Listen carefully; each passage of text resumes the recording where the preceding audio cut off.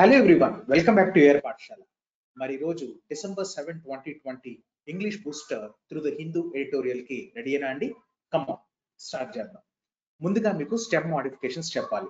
Stem modification, hello బాబు V V Satyanarayana Rao, నువ్వు చెప్తుంది ఎడిటోరియలా లేకపోతే బయాలజీ అంటే just wait for a few moments. Stem modification is of two types అండి. ఏంటి అంటే number 1 aerial modification, sub aerial, underground modification. Aerial అంటే పైన, ఆన్ ద టాప్ ఆఫ్ అంటే పైన అండి, పైన. నెక్స్ట్ సబ్ ఏరియల్ అంటే గనక మధ్యలో, అండ్ అండర్ గ్రౌండ్ మోడిఫికేషన్ అంటే గనక బిలో ద గ్రౌండ్. మరి ఏరియల్ మోడిఫికేషన్స్ లో మనకి ఏమేమి చూస్తాం మనం అంటే గనక క్రీపర్స్, ట్రైలర్, క్లైంబర్. ఓకే, ఈ క్లైంబర్స్ లో ఇక్కడ టెండ్రిల్ అనే వర్డ్ మీరు ఇక్కడ స్టార్ మార్క్ పెడుతున్నా చూడండి. క్లైంబర్ అంటే తెలుసు కదండి, grape wine, vitis vinifera. Grapes scientific name ఏంటంటే విటిస్ వెనిఫెరా. అదేం చేస్తుంది, క్లైంబర్ ప్లాంట్ అంటాం కదా దాన్ని టెండ్రిల్, స్టెమ్మే టెండ్రిల్ కింద మాడిఫై అవుతుంది అనమాట, అది స్టెమ్మే. అండ్ ఇంకొకటి ఏంటంటే మీరు తినే పొటాటో ఉంటుంది చూసారా, ఆలు ఆలు ఆలు ఆలు ఆలు ట్యూబర్ అండి, అది స్టెమ్ ట్యూబర్ అంటాం ఆలుని. ఓకే, స్టెమ్ ట్యూబర్ ని మనం ఆలు అంటాం. రైజోమ్, ఓకే, ఇది కూడా ఇంపార్టెంట్. బల్బ్, అలియం సీపా, ఉల్లిపాయ. కామ్ మీకు తెలుసు, గడ్డ. అయితే ఇప్పుడు సబేరియల్ మోడిఫికేషన్స్ ఏంటంటే రన్నర్స్, స్టోలాన్స్, సక్కర్స్, ఆబ్జెక్ట్స్. ఇవి నేల పైన మీకు మోడిఫికేషన్స్ చూస్తారు. ఏంటి సబేరియల్ అంటే. ఏరియల్ అంటే on the top of a plant. ఇప్పుడు మనకి బెస్ట్ ఎగ్జాంపుల్ ఏం చూసుకోవచ్చు అంటే టెండ్రిల్. ఇంతకీ మీకు ఇంగ్లీష్ లో ఇక్కడ టెండ్రిల్ లో ఒక రూట్ వర్డ్ ఉంది, చెప్తాను చూడండి. 10 అని ఎక్కడైనా వస్తే 9 తర్వాత 10, 9 తర్వాత 10 కాదండి. 9 के बाद में होता है ना 10, ये नहीं होता. मतलब क्या होता है कि वीक और తెలుగులో పలచన, పలచన, నాజుగ్గా, మృదువుగా ఉండేది అని 10 అంటే. అందుకనే టెండ్రిల్ అంటే మీరు ఒకసారి ఇక్కడ చూస్తే గనక స్టెమ్ టెండ్రిల్స్, ఇక్కడ బొమ్మ కనపడుతుంది కదా, సో స్టెమ్ టెండ్రిల్.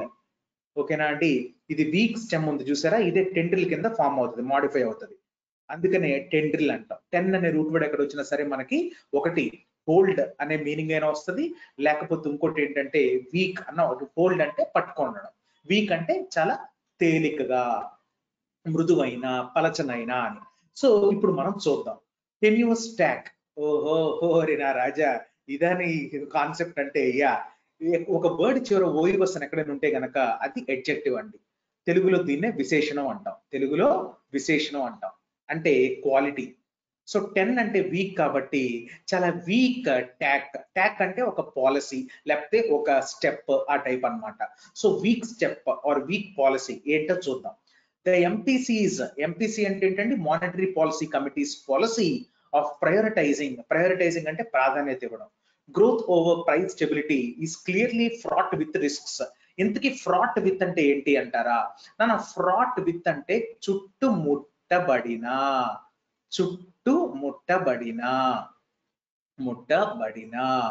ఓకే, చుట్టుముట్టబడిన అంటే దాని అర్థం ఏంటంటే ఇది ఒక విధంగా మనం ఫిల్డ్ విత్ అని చెప్పుకోవచ్చు. కానీ ఫిల్డ్ విత్ కి ఫ్రాట్ విత్ కి అమలాపురం నుంచి అమెరికా అంత డిఫరెన్స్ ఉంది. ఏంటో చెప్తాను ఆగండి. ఫిల్డ్ విత్ అంటే ఏంటి, దాని అర్థం సరౌండ్ అయి ఉన్నది లేకపోతే నింపి ఉండబడినది అని. అది ఫ్రాట్ విత్ అంటే it shall be used with some unpleasant situations. Unpleasant situations అది చాలా చాలా important. For example brimming with, brimming with అనేది చూస్తుంటారు. బ్రిమ్మింగ్ విత్ అంటే ఏంటంటే ఓవర్, లేకపోతే ఏమంటారు దాన్ని, ఫిల్డ్ విత్ టీయర్స్. నేను ఎప్పుడైనా ఏడుస్తున్నానండి, ఏడుస్తున్నప్పుడు okay my face is brimmed with tears అంటాం, అంటే ఫిల్డ్ విత్ అని. కానీ బ్రిమ్మింగ్ విత్ కూడా అన్ప్లెజెంట్, ఎందుకంటే మన కన్నీళ్లు ప్లెజెంట్ అన్ప్లెజెంట్ అంటే అన్ప్లెజెంట్. అక్కడ మీరు చూసుకోవాలి, అన్ప్లెజెంట్ అంటే మంచిది కాదు అన్నట్టు. అట్లనే ఫిల్డ్ విత్ అన్న ఫ్రాట్ విత్ అన్న ఒకటే, గానీ filled with is often used with positive phrases, whereas fraught with has to be used with the negative phrases. అది మీరు గుర్తుపెట్టుకోండి. ఇక్కడ మీకు చూడండి, fraught with what, risks. Risks is a negative phrase, right? అందుకని మీరు ఇక్కడ ఫ్రాట్ విత్ అని వాడాడు, లేకపోతే ఫిల్డ్ విత్ అని వాడేవాడుగా. అది కాన్సెప్ట్ ఇక్కడ.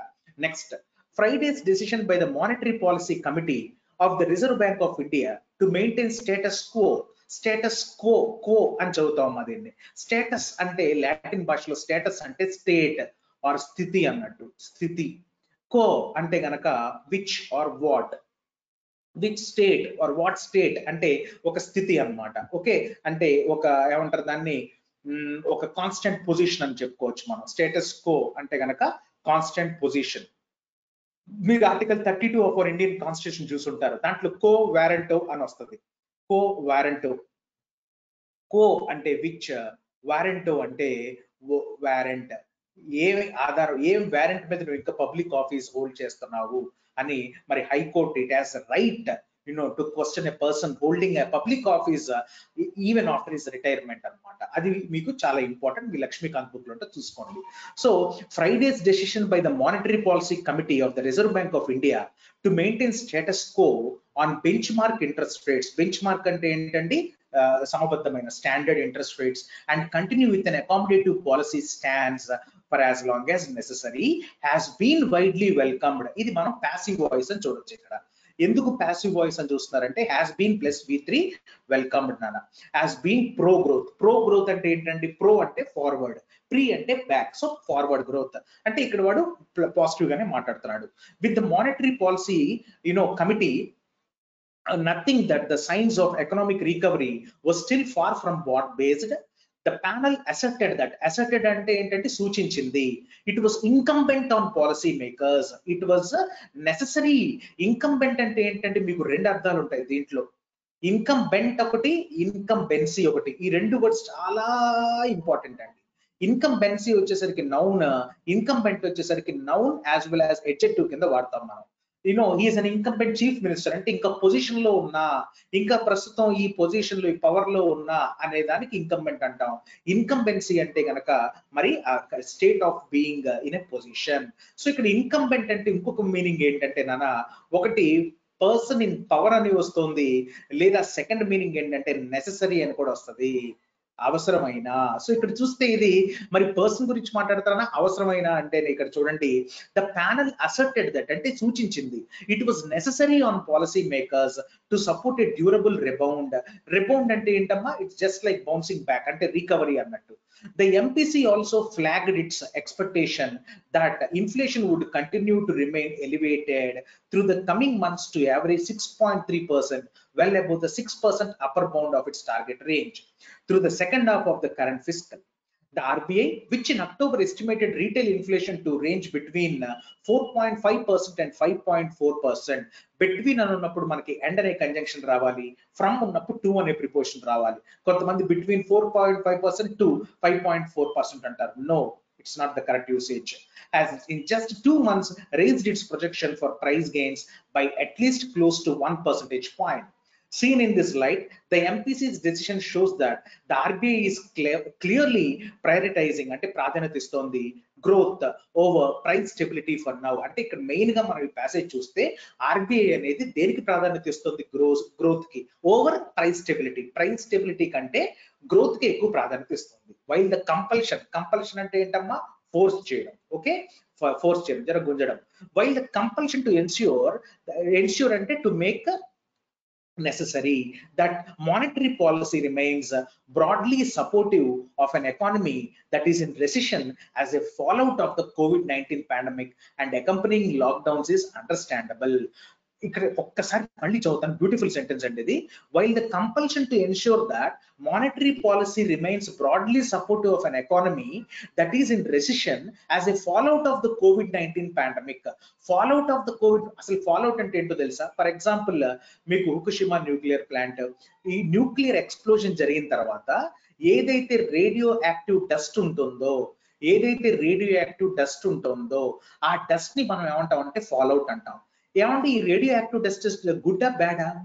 బ్యాడ్ అంటే అన్ప్లెజెంట్. అంటే ఏదైనా ఒక యాక్టివిటీ తర్వాత అన్ప్లెజెంట్ థింగ్స్ ఏదైనా నీకు జరిగితే దాన్ని మనం ఫాలోఅవుట్ అంటాం. అంటే ఇప్పుడు వాడు దేనికి సూచిస్తున్నాడు ఇక్కడ అంటే that is in recession as a fallout of the COVID-19 pandemic, అంటే as an adverse effect of the COVID-19 pandemic and accompanying. ఇక్కడ ఫాలోఅవుట్ అంటే అడ్వర్స్ ఎఫెక్ట్ అని మీరు ఇక్కడ చూసుకోవచ్చండి. అంటే అన్వాంటెడ్ థింగ్స్ అని మీరు చూసుకోవచ్చు. Okay. COVID-19 pandemic and accompanying lockdowns is understandable. The rate setting panel's readiness to shrug off అంటే నాకు తెలియదు, సో shrug off అంటే నాకు తెలియదని ఇగ్నోర్ చేయడం, అంటే తెలియనట్టుగా చేయడం, అంటే యాక్ట్ చేయడం, దాన్ని shrug off అంటాం. Shrug off both persistently high inflation and its own outlook on prices is cause for concern. Okay, causes for concern ఏంటంటే హై ఇన్ఫ్లేషన్ అనమాట. Okay, recent increases in the prices of iron ore, steel and transportation fuels. మీకు చిన్న question అడుగుతానండి. ఇక్కడ or అనగానే గుర్తుకొచ్చింది, ఒకనొక competitive exam లో మీకు అడిగాడు అనమాట. లెడ్ యొక్క ఓర్ ని ఏమంటాము? అల్యూమినియం బాక్సైట్, మన అందరికీ తెలిసిందే, అల్యూమినియం బాక్సైట్ అంటామండి. అదే లెడ్ యొక్క ఓర్ ని ఏమంటాం? ఇది మీరు కామెంట్ బాక్స్ లో పెట్టాలి. అల్యూమినియం బాక్సైట్ అయితే లెడ్ ఓర్ ఏమవుతుంది? అది చాలా చాలా important. I'm waiting for your answers guys. Okay okay నానా, iron ore, steel and transportation fuels also add to the worries that cost pressures are continuing to accumulate at a time when the economy is still well underwater. The RBI has also surprisingly raised its GDP, gross domestic product forecast ante mundu చూపు, for the full year. The central bank now expects the economy to shrink by only 7.5% in the 12 months ending in March, a full 2 percentage points shallower than 9.5% contraction it had projected in October. Some graphical presentation. The forecast is predicated on a return to growth of 0.1% in Q3 and 0.7% in Q4. It is this ostensibly sanguine outlook. ఇది చాలా important అండి. ఇక్కడ నుంచి మీకు direct గా UPSC, IBPS, ఎస్ఎస్సీలో direct గా అడిగేస్తాడు మిమ్మల్ని ఇక్కడ. ఓకేనా అండి? ఆస్టెన్సిబ్లీ అంటే మనకి స్పష్టంగా అని చెప్పుకోవచ్చు.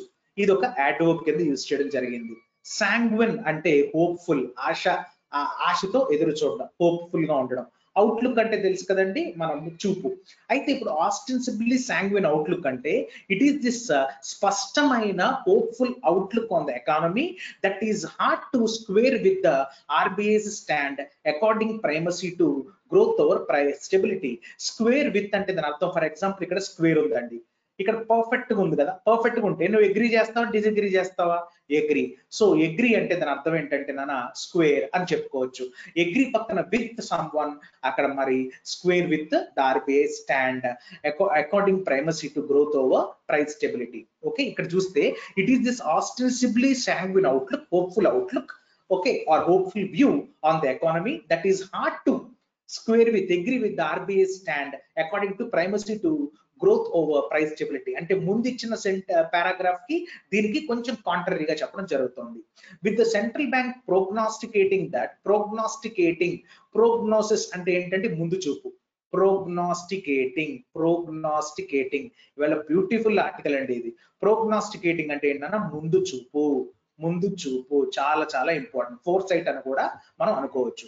Okay, with the central bank prognosticating that save some possible continued softening in the prices of cereals and transient easing of, అంటే ట్రాన్సియంట్ అంటే temporary easing of vegetable cost through the winter, other food prices would persistently remain at elevated levels. The monetary policy committee's policy approach is clearly fraught with risks, or surrounded with or filled with risks, by laying the onus అంటే ఏంటమ్మా?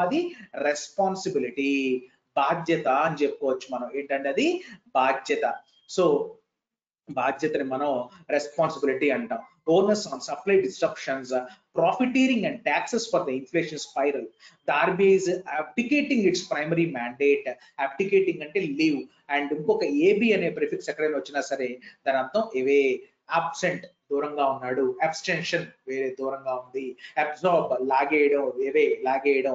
So అబ్డికేటింగ్ అంటే dictation అంటే to speak out something, abdication అంటే to move away from speaking, అంటే resign చేసిండు, రాజీనామా చేసిండు, లేకపోతే బయటికి వెళ్ళిపోయిండు అని. సో అబ్డికేటింగ్ అంటే వదిలేయడం. సో బై లేయింగ్ అంటే టు ప్లేస్ అన్నట్టు. ప్లేయింగ్ కి మనం ఒక బ్యూటిఫుల్ వర్బ్ అండి ఇది ఇంగ్లీష్ లో, placing. By laying the responsibility on supply disruptions, profiteering and taxes for the inflation spiral, the RBI is abdicating its primacy mandate. అంటే RBI దాని ప్రైమరీ మ్యాండేట్ ఏదైతే అవసరమైతే ఏదో దాని నుంచి కొంచెం డీవియేట్ అవుతుంది అని ఇక్కడ చెప్పడం జరిగింది. 1-2 సార్లు మొత్తం చదవండి నేను ఇచ్చిన తర్వాత, అప్పుడు అనాలిసిస్ నేను కాదు మీరు చేస్తారు. ఓకే, అండ్ మర్చిపోకండి ఈవేళ మీ క్వశ్చన్ ఏంటి మీకు అర్థమై ఉంటది కదా, లెడ్ ఓర్ ని మనం ఏమంటాం? ఓకే, మళ్ళీ రేపు ఎడిటోరియల్ ఇంగ్లీష్ బూస్టర్ తో మీ ముందుకు వస్తాను. అంతవరకు సెలవు, నమస్తే. హలో, నోట్స్ రాసి లైక్, షేర్, సబ్స్క్రైబ్ చేయండి.